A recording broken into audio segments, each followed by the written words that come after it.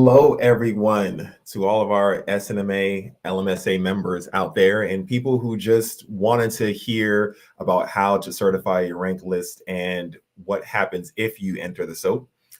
We are here for you tonight from the Tour for Diversity in Medicine. My name is Dr. Lavanani. I practice emergency medicine here in the Nashville, Tennessee area. I went to Howard University College of Medicine and graduated in 2012. And I would like to now bring on my partner for the evening, my partner in crime for the evening, Dr. Arenas. Go ahead, introduce yourself, please.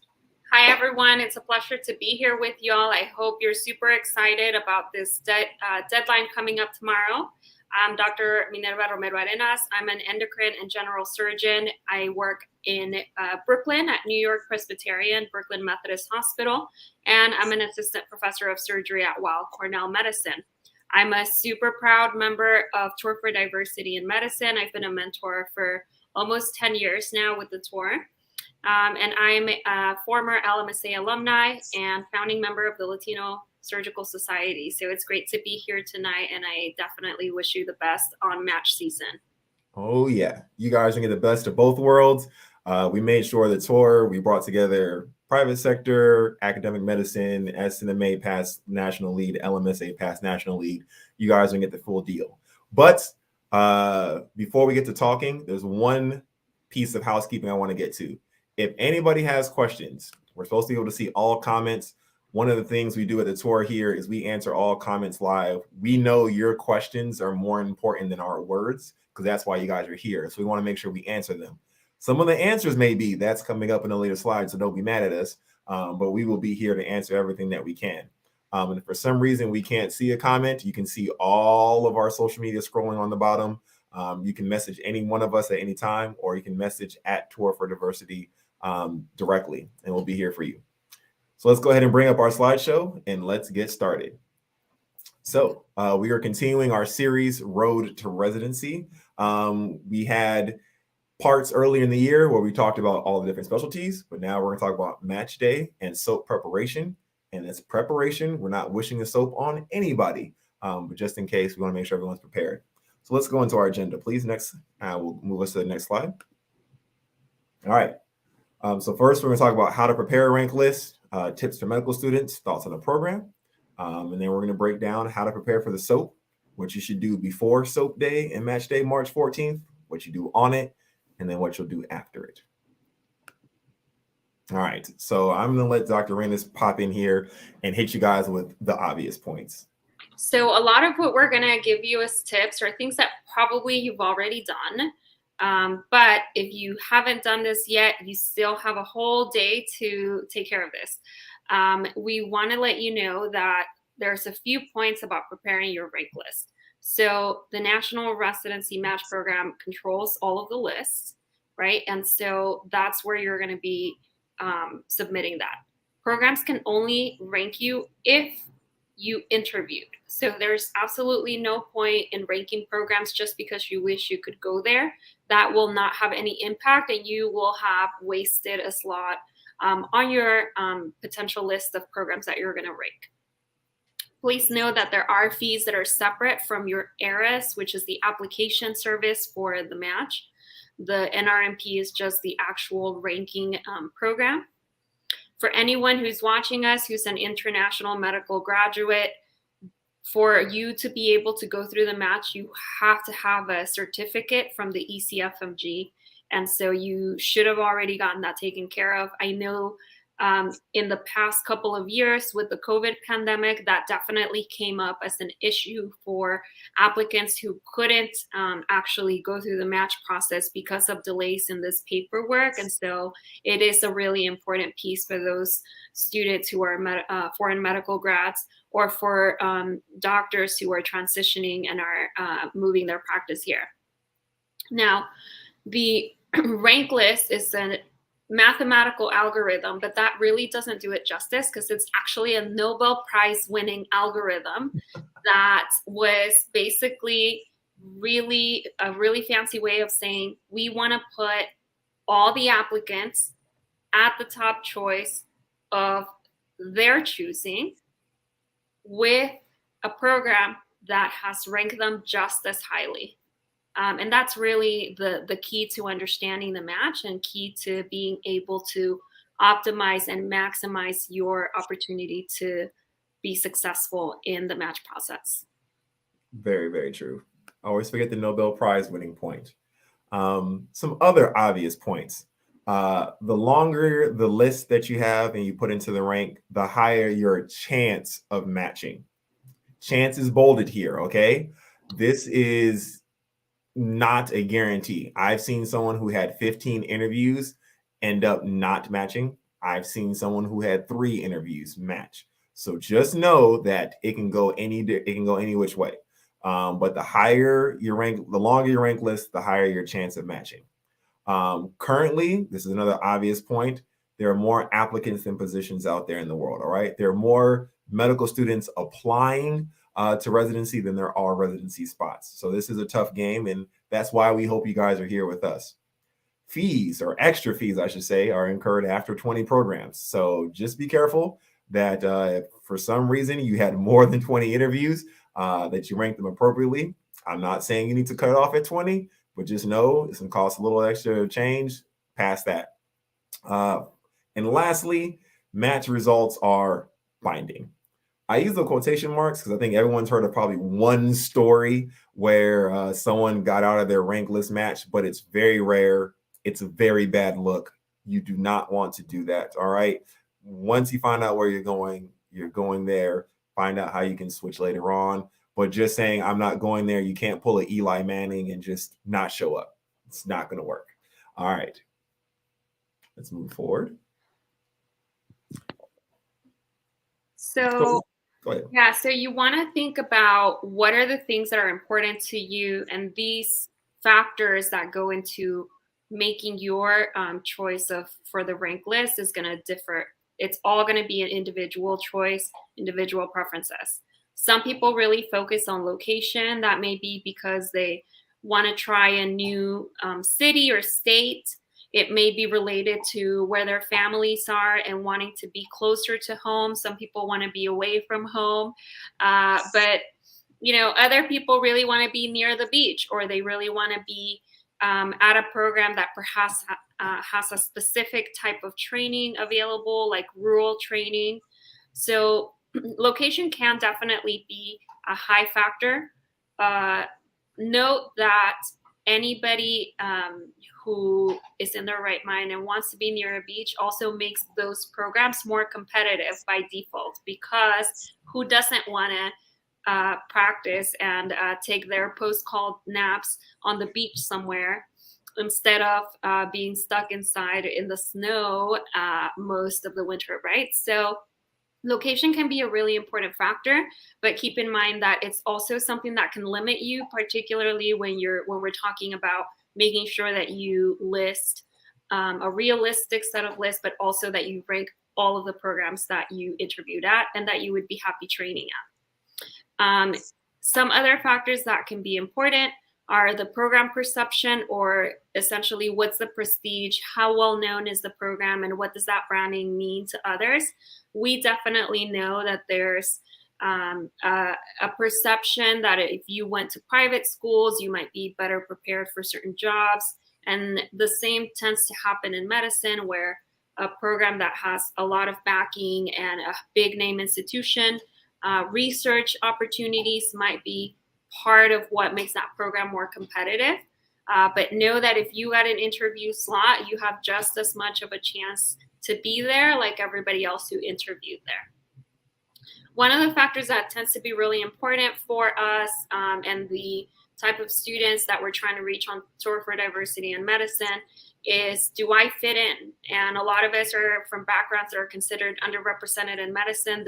That really tends to be something that we sometimes overlook or sometimes just accept as a fact, meaning we know that we might be the only person in the room, in the hospital, in the city, in the state of that particular background.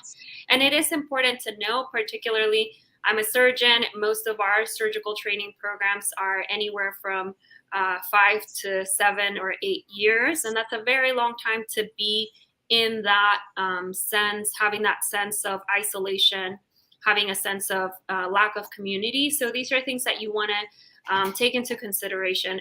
Additionally to that, you want to really think about the culture that you perceive when you did your interviews. I know that it's a little challenging because the interview season this year was virtual, but you really are going to be spending a ton of time with your co-residents, and you really want to try to rate programs where you felt like you meshed well, because those people are really going to make a difference in your day-to-day lives. Next slide, please. That's really so important. The perception part for all the students out there. Side note, hello, Tay. Good evening to you as well. Like we said, we watched the comment section here. Perception is a big deal among students and everyone else. I have never mentored a student who interviewed at Harvard that ranked Harvard less than 2. And that's just a big deal for everyone else. So we know that's what goes into students' list a lot. Location is usually number 1, but sometimes prestige can beat out location because Boston is cold. But other things that students often forget, and us as mentors often have to step in. Number 1, salary after first year. And what I mean by that is a lot of people kind of, when they go on their interview, they'll get that packet. They may know what they're going to make for that first year, but they don't look past that. Some programs increase by like 10%, 20%. All salaries are usually based on where you live, so that income is kind of finite. But it's important to know because, you do have to at least start thinking about paying back your loans and living in general. So it'd be nice to know what you're going to get paid. Vacation and schedule request. How is that done at your program? Are your schedules made by your chief resident? Does your program have just a scheduler who's not your program director? Does your program director do all the schedules? Are all vacations blocked? I had a friend who had 4 weeks of vacation, but their vacation had to be taken in blocks. So it was 2 weeks here, 2 weeks somewhere else. That was it. Versus another program that they can take 1 week here, 1 week here, 1 week there. Some programs you have to take the whole week. Some programs you have a total of 4 weeks and you can chop up 4 days here, 5 days here, so on and so forth. So that's very important if you want to go to weddings, Christmas, Thanksgiving. You want to know what days you're going to get off, so it's important to look at. Also, how is support given, right? So no one wants to plan for failure, but it's a good thing to know. Does your program have a remedial program? Does it have remedial tests? Or is it automatic? You get one bad review, you're out. It's important to ask those things. Most programs do not like losing residents, so they always have ways to keep them going. So you just want to make sure, what does your program do and how does that fit with your style? And last but not least, more money. CME and book funds. Most programs have one, and they'll have a small fund. It's important to know how much is in that fund. Do you get $100? Do you get $200? Do you get $1,000? And what can you spend it on? I remember when I started residency, you could spend part of your CME on an iPad, but you couldn't do it on your cell phone or like your cell phone plan. So it was very different, but it was interesting to know. Also, where you can go with your fund. Is your travel fund separate from your CME/book fund, or are they the same fund? This is important if you do get time off to go to your programs or your national conventions that are consistent with your specialty. So everyone in EM wanted to go to ASEP. So you kind of saved up your CME your senior year to make sure you went then. And then your first year, you spent it on all your electronics and trinkets. So that's important to know. Anything else you'd like to throw in the forgotten section? Well, I think you want to consider the input that your family and friends might have. Maybe not all your Facebook, Instagram, Twitter, TikTok friends, but it is important to ask for an opinion from those that are closest to you, particularly if you have a spouse or partner, particularly if you have children and you have to consider things like childcare and the ability to spend time with family outside of work hours, of course. And so those are the kinds of things that you also want to consider. I know we talked a little bit about it in geographic location, but it may be important to not only tell your family where you're going, but actually ask for their input. And you'd be surprised at how strong of a feelings they might have about, just talking about you going far away. So sad that they don't get to ask their TikTok friends. I'm sure they had input. I'm sure they did.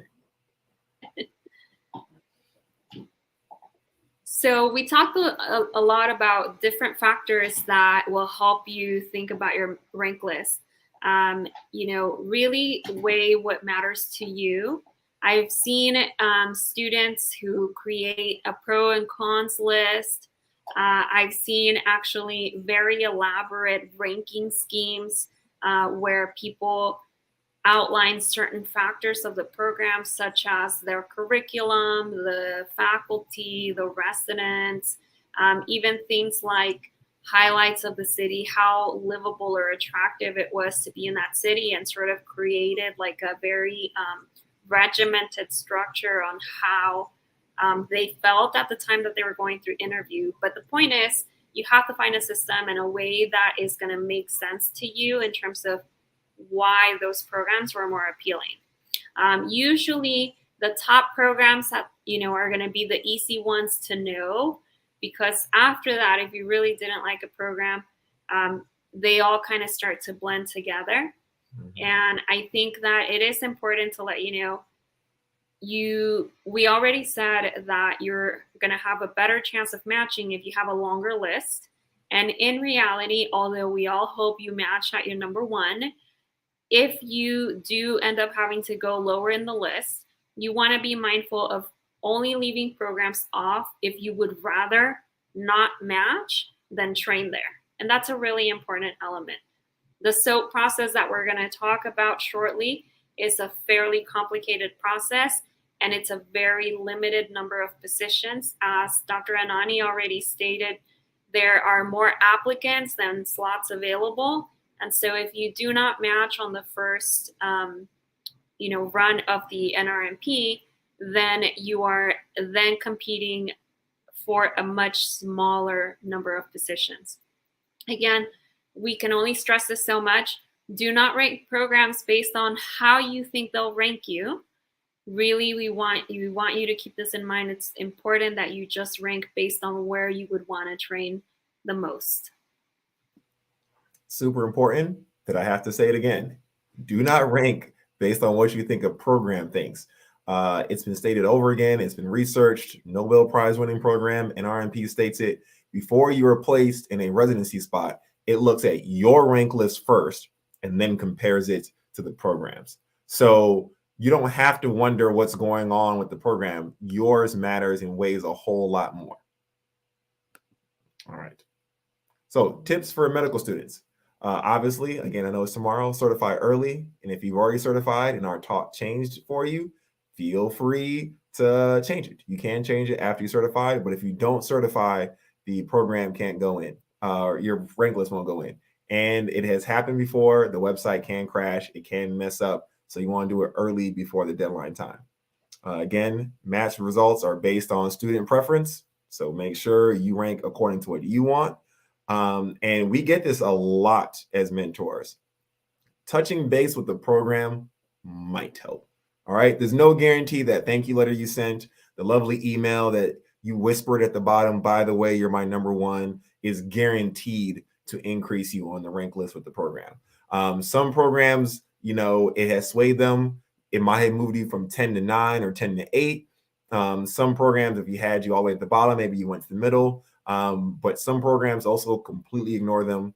They block themselves off and they don't take a look at all. Dr. Reynes, has students reached out to you after a nice interview? How do you feel it affects your rank list sometimes when you get there?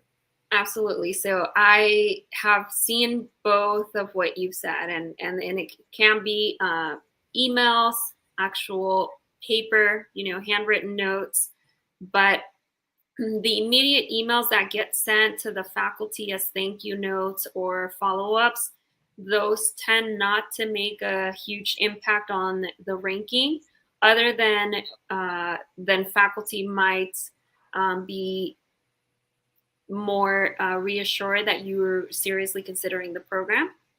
A lot of the ranking process actually happened, the day of your interview. And I will say that for surgical programs, there is a lot of weight to having a mentor make phone calls or shoot an email for you directly to a program director to say, hey, this is a strong candidate. I would keep them at my program if I could, but they really want to go to yours. And those don't have to be the words. Obviously, the mentors have ways of communicating. But I will say that particularly in surgical programs, those individual personal recommendations that are, spread directly like word of mouth, those do carry some weight, and those are going to be a little bit more than what we are calling right now the letters of intent or the emails of intent. Very true. All right. And like you said, I'll let you take this one. How a program ranks. Yeah, so most programs will give the final decision about the rank list to the program directors. As a courtesy, most program directors will give the faculty and residents who participated in the interview process an opportunity to actually view the list, to go through and remember the candidates and the comments that were made, the notes that were taken during the interview day, and go through basically the number of applicants that they're going to ultimately rank. Sometimes the programs do show the list to everyone. Sometimes they don't. So don't be upset if you reach out to a close resident or to a faculty mentor and they're not necessarily the ones that are in the know. Some programs simply don't allow that as an open section. But that's why having that direct mentor to program director connection is really key in actually letting a program director know how serious you are about their residency training opportunity. Sure. And oftentimes, this is what a program is looking for when they are making that rank list. All right, so lots of quotes here. A program is looking for a resident that is guaranteed to do well in the in-service, right? Those are the tests you take in your specialty that kind of gauges how you're doing along the way before you graduate. There is no actual marker to say that someone's guaranteed to do well in the in-service. So program directors and programs tend to look for flags, right? Good step scores, hasn't failed anything this far. So why would they fail the in-service? And that's why people put so much weight on step scores and things of that nature. Same thing with guaranteed to do well on the boards. Programs oftentimes get ranked and oftentimes get their prestige from how well their residents do on their boards and how many can get out and start doing amazing things. They can't do that if they have a high number of or high failure rate on the boards. So programs are looking for residents that they don't have to worry about to pass the boards.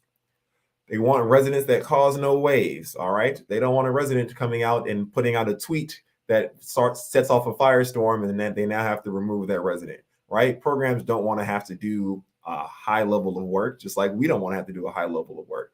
They want to train you and make you good doctors, and that's it. They don't want any waves to come with it. They want residents that bring notoriety. All right. If you're the resident that is 2 days away from curing cancer and is about to get your own Nobel Prize, that's the resident they want. You're the resident that's going to get picked by the president of the United States to come give a speech. That's the resident they want. You are someone who was part of a national organization and held a national office. That's the resident they want, because they hope you'll take those skills to other organizations at their level and bring notoriety to the program that way. And last but not least, they want all residents to pass the 2 a.m. test. What the 2 a.m. test is, if I'm on call with you or sitting in an ED with you or anywhere in general with you, sitting next to you at 2 a.m., am I going to want to walk away immediately, mush you in the face, or just ask you to be quiet or ask you to leave? And they don't want to do any of that. They'd rather sit there with a colleague or someone along their, let's say, mental capacity, and they can have a good conversation with, whether about medicine or outside of medicine. And sometimes that's a hard thing to figure, but you can tell during an interview whether or not someone just won't fit. So you got to pass the 2 a.m. test. Yeah, and that 2 a.m. test is really essential when you're working with somebody for 80 hours a week. So, it can be a really important part of the assessment. Is this someone that I would just not want to be working with at that time when I'm the most tired, the most exhausted? So do be mindful of that. Okay. We want to take the time to talk about a couple of special cases for the match process. And so couples match and IMGs, we're going to talk a little bit about.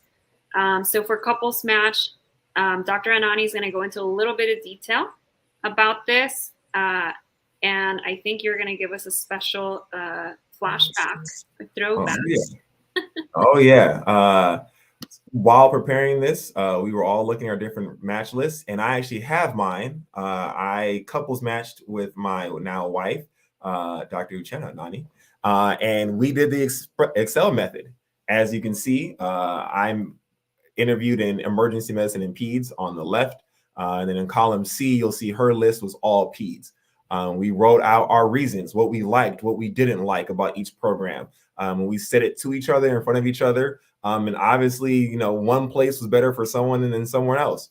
But we had to make the combination of where could we go and practice together and remain together. So then on the bottom, I think A13, you'll see the start of our combo list, and you'll see it written out. Part of the interesting things is there has to be compromises. All right. So one compromise is I liked the Louisiana area better than she did, but it's obviously third on our list and not second. I definitely wanted to do EM. I liked peds a lot, but I preferred EM more. But location was important to her. So you'll see Morehouse Peds is high on the list, even though I had some opportunities for emergency medicine afterwards. So that was very interesting there. And you'll note on our slides that every couple needs to pick the does not match person. You're given the right as a couple to not only rank the programs that you want together.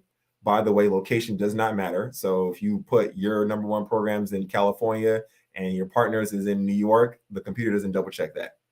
But once you've gone through all your numbers, you can list that one person ranks, let's use our list here at Cleveland, and another person ranks does not match to guarantee at least one of you guys matches. That's a hard thing to decide in a couple. But if you want to stay together, you got to kind of lay that out there as a just in case option.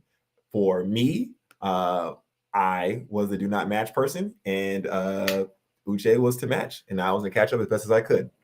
So hopefully you guys can see that we not only give the advice to you, we put it to practice here, even all the way back in 2012. So let's get back to our PowerPoint.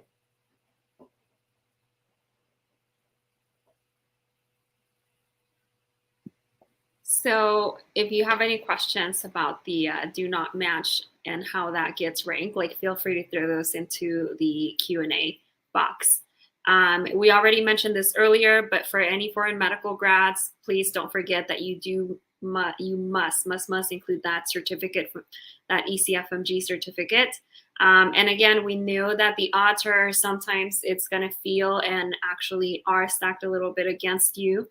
So consider, if you can, obviously be interviewed at more places, submitting longer lists. Also, you want to have someone that you trust and who is mentoring you that you can definitely ask for guidance about the process. You want to make longer lists where perhaps you're planning to rank preliminary positions, particularly in the more competitive specialties where that might be an opportunity. Do note that sometimes opportunities like a transitional year might be of help, particularly because people want to know that you're going to be comfortable going from whichever healthcare system you came from to the US-based medical system, and a transitional year or a preliminary year is viewed as an opportunity to provide that additional training. Next slide, please. So we're going to talk about the SOAP. Yes. We can also answer a few questions. Yes. Tay has one. As an international medical student, am I at a disadvantage for matching since I would not have obtained the ECFMG as yet? A lot of programs states they want an international graduates to have a certificate at time of applying. My general answer is going to be, and we're honest here at the tour, yes, but it doesn't mean you cannot enter the match. You should really find out which programs don't want to get it or are okay not taking it, but the vast majority do want it, that certificate, especially even NRMP sometimes wants it to even let your rank list be reviewed. So that's something I would really take a strong look into. Dr. Aranis, do you have any input there? I think it is really important, and this is a great opportunity for you to reach out to the program and let them know if you're having difficulty. Again, like we said, everybody is being a little bit more understanding and flexible because of COVID, but you should be in contact with the ECFMG. You should be in contact with those programs that have strict rules about applying with the certificate. I'm not sure, Tay, if you're in the current cycle or if you're just planning ahead for the upcoming cycle.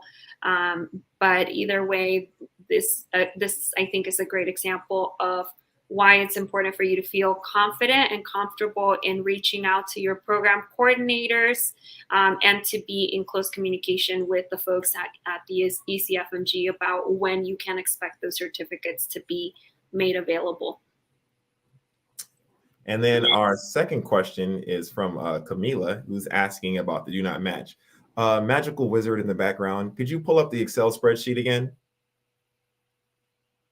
All right. So my hope is that this is actually sharing my screen live. So yep, you guys can see me type. So I'm gonna go over to our combo list here. As you see, these are the list of where we applied as a couple. But you have the option of you enter codes into the NRMP, excuse me, for the program that you want in your number 1 slot, number 2 slot, et cetera, et cetera, et cetera. When you're doing the couples match, they give you an extra code, and the code says do not match. So for one person, you can put Cleveland. And then for your partner, you can write do not match. So obviously, when the rank list is going through and trying to pair you in your best programs, when you do the couples match, you have to match at both programs, meaning both programs have to have a slot to you. So technically, this makes your odds a little bit harder. So what happens is if the programs go through your entire list and they cannot find a match for both of you, you have the option as a couple of one person ranking a program and the other person ranking do not match. There's a great video on this on the NRMP website, but I'll just use a quick example. Let's say as a couple, both people interview at Harvard and Yale. Harvard really wants you number 1. Harvard did not rank your partner. Yale did not rank your partner. So if you just write Harvard and then Harvard and Yale, there's no possible matches for you. So if you write Harvard and do not match, person A will match at Harvard and person B will not match at all and will enter the SOAP. And I have heard this explained as a way to let that person perhaps get their dream residency at the expense of the other person having to scramble or go through the SOAP process to then find an alternative spot.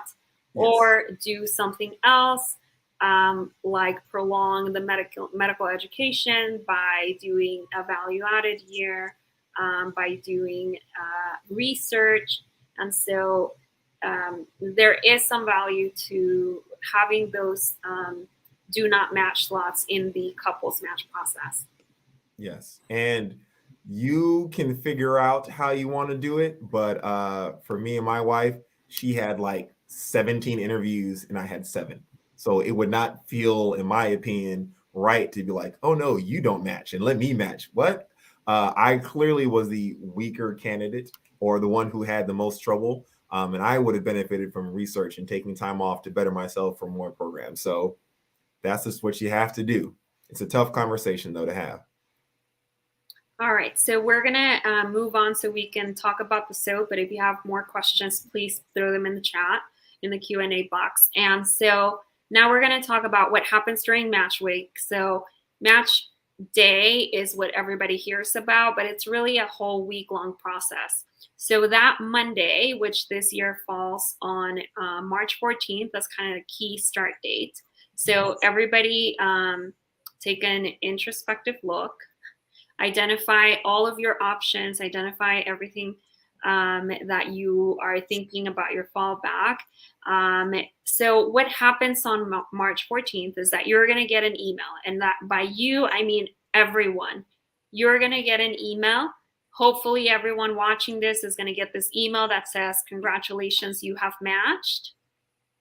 Yay. And What happens after that is if you get the congratulations email, you get to take the rest of the week off. And on Friday, you will find out where you matched.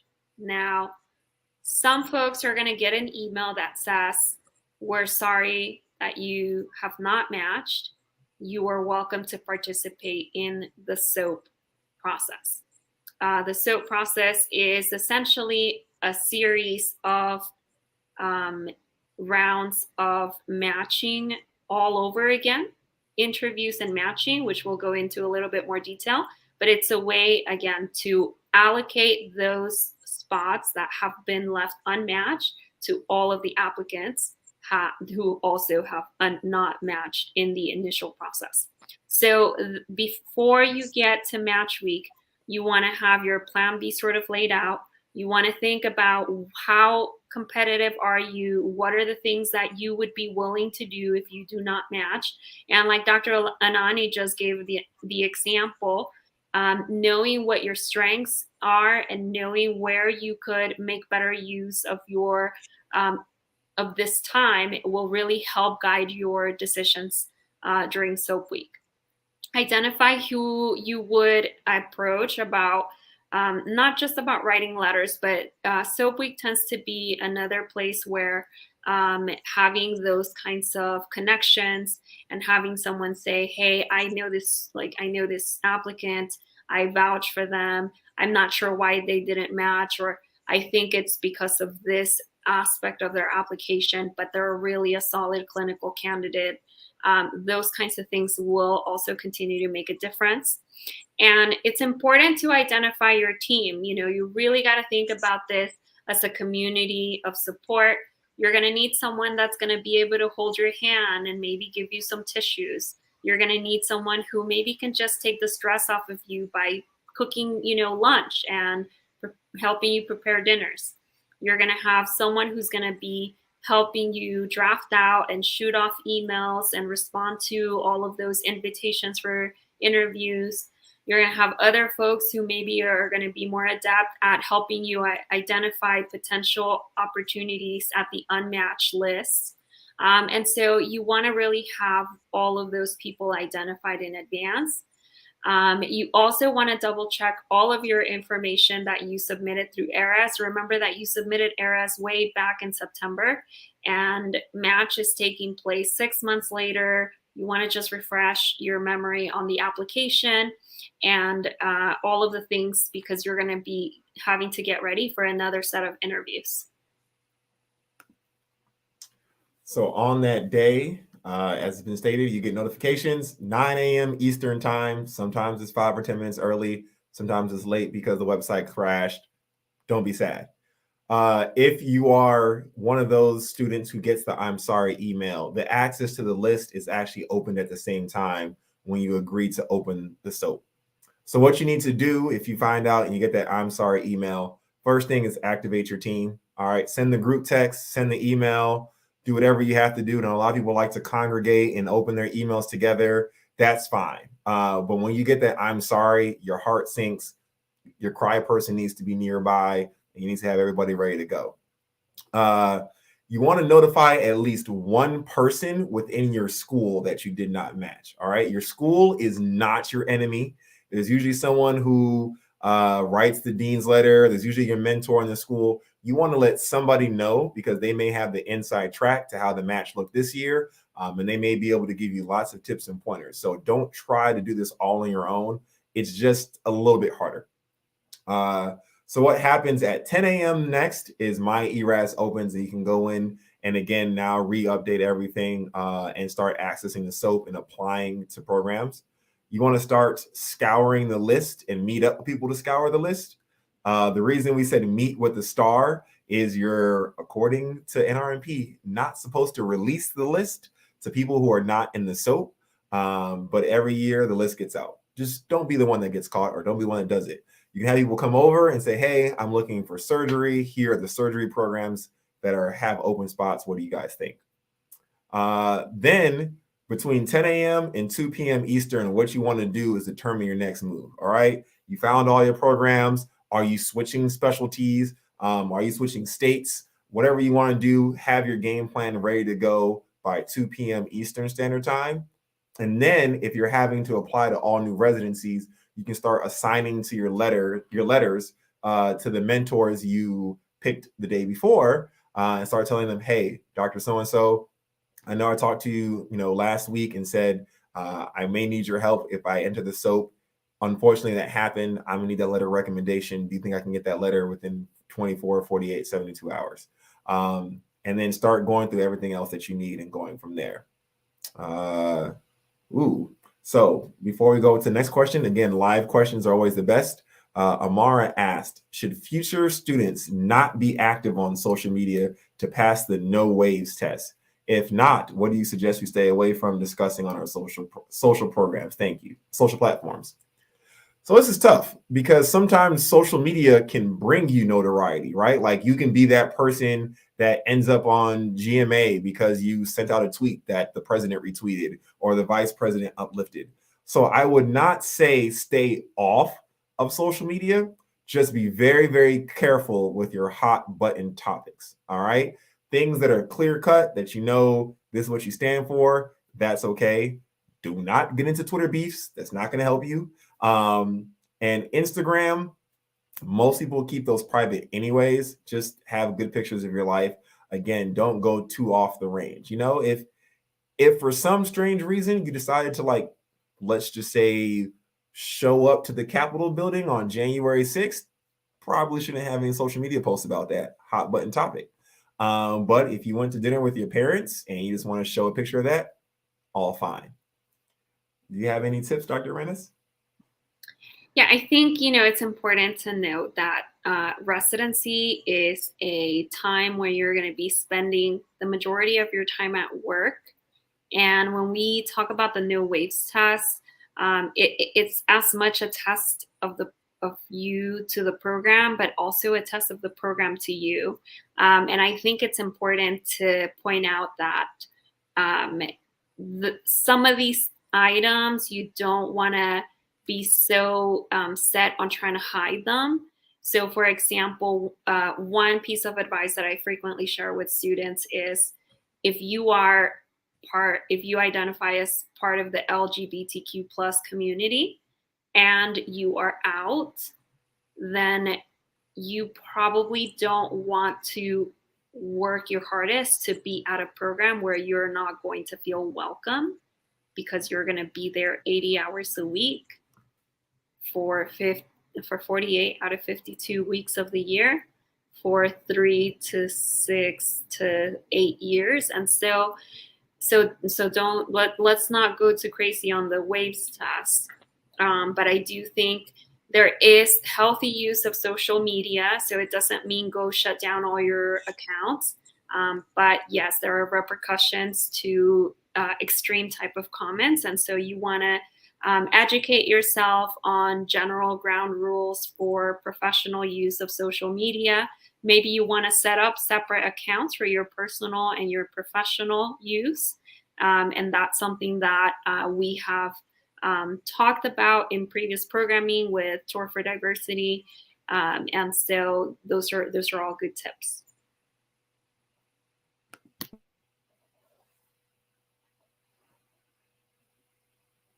So we're going to go back to match week. And so after the first day, that Monday of match week, after you assign the applications, those applications will go to the programs. And at 8 in the morning, the programs open up and they're able to start reviewing the applications and reaching out to applicants in the SOAP. By midday, so about 11:30 in the morning Eastern time, programs can start to build rank lists. And essentially what's going to happen is that there's going to be a whole process of ranking, of sending out these sort of match awards. And the next day, everything is going to reset and there's going to be a whole new round of interviews on March 16th. And that day, you have the whole day to go through the same process of submitting an application to the SOAP. All right. So, and Amara, we saw your question. We will get to it very soon. We're just going to wrap this up and then we'll get to that one. On March 17th at 8:30 a.m., recommend again you notify the team of all your needs, because what happens is at 9 a.m., soap offers start coming out. So at 9 a.m., the programs can now, it's not as much of a match list. They start coming out, and all of a sudden you're going to find out you got into this program, you did not get into this program, so on and so forth. That goes for about 2 hours. At 11 a.m., the round ends, and then a new list comes out of programs you can apply to, and you can see which programs matched everyone and which didn't. Then you have an hour to reset, figure out, are you staying on this path? Are you changing the path and what you want to do? And at 12 p.m., round two opens up again. And then at 2 p.m., it closes, and you can do the same thing over and over again. And this is going to be your whole day for March 17th, because it happens again at 3 p.m. The third round opens, and at 5 p.m., the round closes. You get a new list, reset, et cetera, et cetera. 6 p.m. it happens all the way to 8 p.m. And then March 17th at 9 p.m. Eastern Standard Time, SOAP officially ends. So from 9 a.m. to 9 p.m. on March 17th, all you're doing is working with the SOAP. So that's why it's very important to have your team ready on that day. I did not have to SOAP, but I had friends who did. And let's say I was making lots of McDonald's runs, dropping off lots of papers, sending lots of emails, and helping them so much on that day. So really make sure that you do that. And then at 9 p.m., the list of all the open programs just becomes available to everyone. And then at that point, programs can just pick students that they want to pick.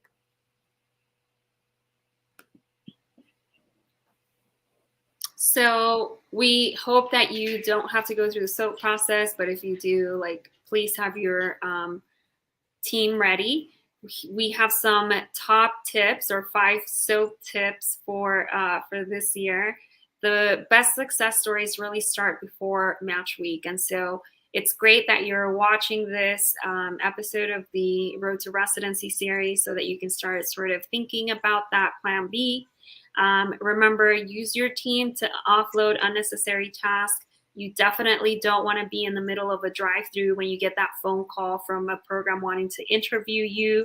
And so learn to ask for help, particularly when it's something that is not essential for you to do at that time.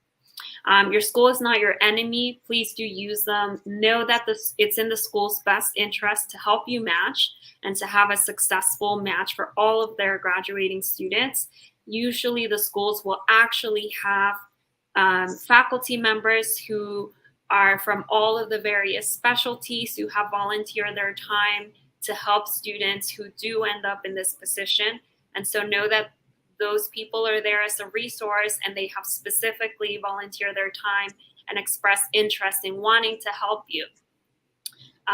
Again, know that the list shouldn't be shared, but options can be shared, and people are able to let you know about a place that they have heard or a place that they know about. And then again, the target number of applications for the SOAP is about 45. And most importantly, don't forget, all right? Do not forget, celebrate March 18th, the end of match week, no matter what happens. I'm going to say it now so someone hopefully can watch this video later on. Maybe someone didn't watch this video and they pulled up during SOAP week because they found themselves in the SOAP. If you are in the SOAP, this is not the end of your medical career. You are not less than anybody else. You are important. You matter. The help speech, that's you. All right? Celebrate. Go out with your friends. It's the end of medical school. When you graduate, you will be called doctor, right? The match is for a job. It's not for your degree. So just remember that. Absolutely. And what better occasion to celebrate than all the culmination of all of your work during medical school, during college, getting to medical school, all of your life that you've been studying right up to get that degree. So we really encourage you and remind you that it's important to celebrate all of your hard work. So with that, we're going to end our formal presentation. And we do see a couple of questions still in the chat. I know that we had a question earlier from Amara. So Amara had asked, with the advent of step one becoming a pass-fail test, how can future students ensure that we can do well on board exams? And then a second question, do we think that the prestige of medical school will play a larger role? Oh, both good questions. So, the weight of step one and the numerical scores, I think, will vary a lot by specialty. There are specialties where they just want to know if you pass, to be honest. And there are specialties where that numerical score was really being used as a way to screen out applicants. And so that's part of why step one is switching from the numerical to the pass fail, because it was never meant to be used in that way. Now, step one is going to be that way, but step two is actually not moving to the pass fail. And so a lot of us think that it's very likely that step two will be then given most of the weight. A lot of specialties that are a little bit more competitive, like obstetrics and gynecology, like the various surgical specialties, the various advanced sort of radiology, what we call the road to happiness specialties.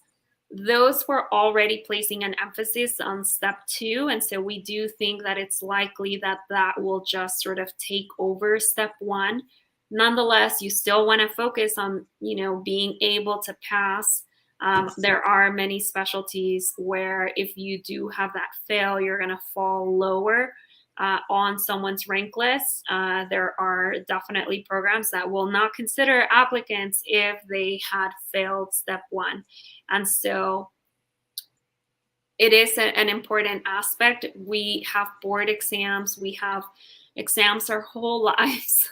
Oh. And so unfortunately, it is a bar that continues to be used.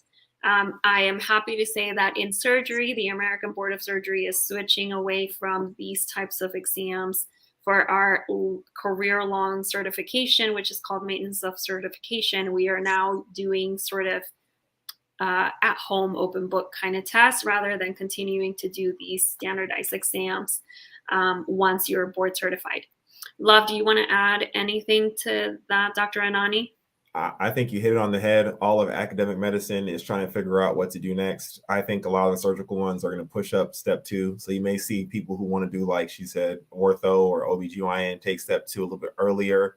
And then to the second half of your question, we're not sure about the prestige of the school because, some people like a school just because they went there. But I think one thing that may take more weight that Dr. Arena said several times, the prestige of your mentor. Right? If your mentor is well known in your specialty, your mentor has a friend, has a buddy, knows somebody at a program, I think those letters of recommendations and that, hey, this is a great student emails are now even going to have more weight probably. And then we have another question from Tay. I plan to apply to only one specialty because of my passion for that field. However, as mentioned earlier, I've considered a transitional year as my plan B. Should I apply for the transitional year in the main match or leave it for the SOAP? My opinion, if you have time, apply in the main match. This is why. You can put transitional year at the very, very, very, very bottom, right? So if you go through all of your rankings and for some reason you don't match, why go into the SOAP when there's a chance of going to transitional year and then having that plan? So if your plan B is transitional year no matter what, and you can apply for that in the main match, I say do it. Now, obviously, when you go to interview for those transitional years, some programs know they're just a transitional year and they don't really care what you do after the second year. And some try to combine them. So it's important where you interview. But if you can apply during the main match, I say why wait for SOAP? Dr. Renes? I agree wholeheartedly with that. And this is something that we see often in surgery and surgical fields where people are ranking preliminary positions. Absolutely participate in the main match. Your plan B can be a transitional year, a prelim year. You just have to understand what that means and rank them accordingly when you submit that rank order list and certify it. And it is important because you will be committed to those programs for the year. Remember that the match is a binding program. And so if you do decide to go and rank a spot in a transitional program or a prelim program, you are bound to that spot. You won't know the day of match because you will just get an email that says you've matched. But you are bound for that year. And so that also exempts you from participating in the SOAP, for example, from participating in the SOAP for any categorical positions. Yes, so very true. Like we said earlier, job or SOAP, it's up to you. If you feel like you're that student who had, again, I've seen it, 15 interviews, and you don't want to rank program number 15 because you'd rather enter the SOAP because you know you can get a categorical in one of the open spots, by all means, but anything is possible. I'm going to read this last slide very slowly to give anybody else the last question if they want it. But feel free again to connect with us at the Tour for Diversity in Medicine, at Tour for Diversity on all social media platforms. Twitter and Instagram are our main two, but of course, Facebook is still there. Representation matters, that's for sure. You can look at all of our videos on YouTube, and I believe this will be posted on YouTube as well to either the SNMA or LMSA YouTube pages for students to use coming up. Seeing no more questions, I will let you say the final word, Dr. Ovanes. Everyone, we wish you the best, whether you're in the match this year, especially if you're in the match this year. We wish you the best of luck. Please reach out to your mentors.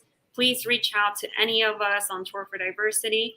And if you are here and you're joining us because you're an early bird and you're enthusiastic about the match, you're doing the right thing. Just look for our programming next year when you are in the match or whenever you do end up in the match.